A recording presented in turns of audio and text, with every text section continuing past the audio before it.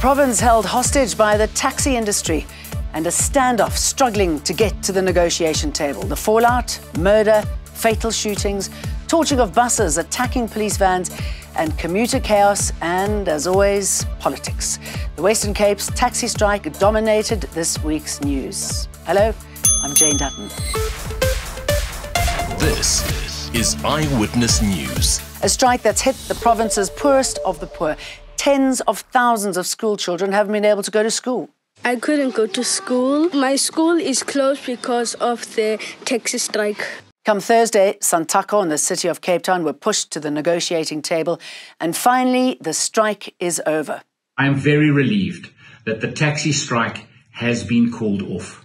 You can go to work, you can go to school, you can go and fetch your chronic meds. No jail for the former president, Jacob Zuma.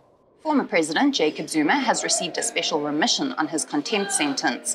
The Constitutional Court last month upheld the SCA's ruling, which found that his release from prison on medical parole was unlawful and that he must return to prison. During a press briefing today, Acting Correctional Services Commissioner Makgoti Thobakale announced that Zuma had reported to Escort Correctional Centre at around 6 o'clock this morning for processing. However, he was released just after 7. This in line with the special remission program, which kicks off today. This program is aimed at addressing the problem of overcrowding in our prisons and set to benefit some 9,000 inmates, of which Zuma appears to be the first. Bernadette Wicks, Eyewitness News. Although we have not physically seen former President Jacob Zuma, but we have spotted his convoy making its way inside the KwaDaku homestead of the former president. It was 5 cars with blue lights, with the lead car marked Presidential Protection Service, Republic of South Africa. And although one would have expected his supporters to come in their numbers to welcome him back home, it remains very empty outside the home of the former president. And a short while ago, journalists were told to move away from the homestead by one of the members of the Umkhonto weSizwe Military Veterans Association, saying it was a directive from the headsman in this area. Nhlanhla Mabaso, Eyewitness News, Nkandla. Not a sign of remorse when lovers, serial rapist and murderer Thabo Bester and Nandipa Magadumana met up in court. And finding a jail escape that left bodies and trauma behind seemingly amusing. Nandipa and Bester during court proceedings were acting very lovey-dovey in court, and the court never reprimanded them at any stage to correct their behavior as they were seated in a court of law. But the most prevalent thing was a list of items that Bester allegedly had at the time of his arrest, and these items are alleged to have gone missing, so he claims. These items and valuables amount to 30 million rand. He alleges that he had various items, valuables ranging from sunglasses to watches to clothing and laptops and phones, and also various amounts of cash in the form of different currencies. Another sinkhole has formed in Centurion, but this time it has destroyed the entrances of 2 residential homes.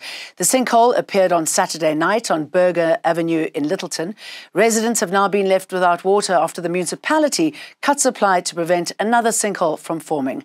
The city has now issued evacuation notices to property owners on Burger Street. People are here, the risk is there, and I think everybody knows there's sinkholes in the area. The expert geology person has looked at the safety of places, and where people are in dire danger, they've been issued evacuation notices for their own safety. We are terrified, and when we sleep with one eye open always. Because, I mean, what happened across the street, it's possible that it can also happen. High emotion in the Senzo Miyewa trial. Miyewa's childhood friend, Tumelo Madlala, was grappling with his emotions in court as he recalled the tragic death of the footballer. Madlala is the 7th witness to take the stand since the trial started from scratch a month ago. He was among friends with the Bafana captain when he was killed, allegedly, by 2 intruders who stormed into the house demanding cash and phones. Only 1 phone was reported stolen. Madlala's description of one of the men also fits the profile of the intruders given by other eyewitnesses. He also told the court that the first shot was fired during a scuffle with the intruders, pointing at accused number 2 Bongani Ntanzi as one of the perpetrators. That person was having a firearm in his hand. One thing that he actually wanted was the phones and the money with a wielded firearm and the big eyes or widened eyes. Had pushed or pinned him against the wall. I don't want to keep on saying the second suspect. He had grabbed.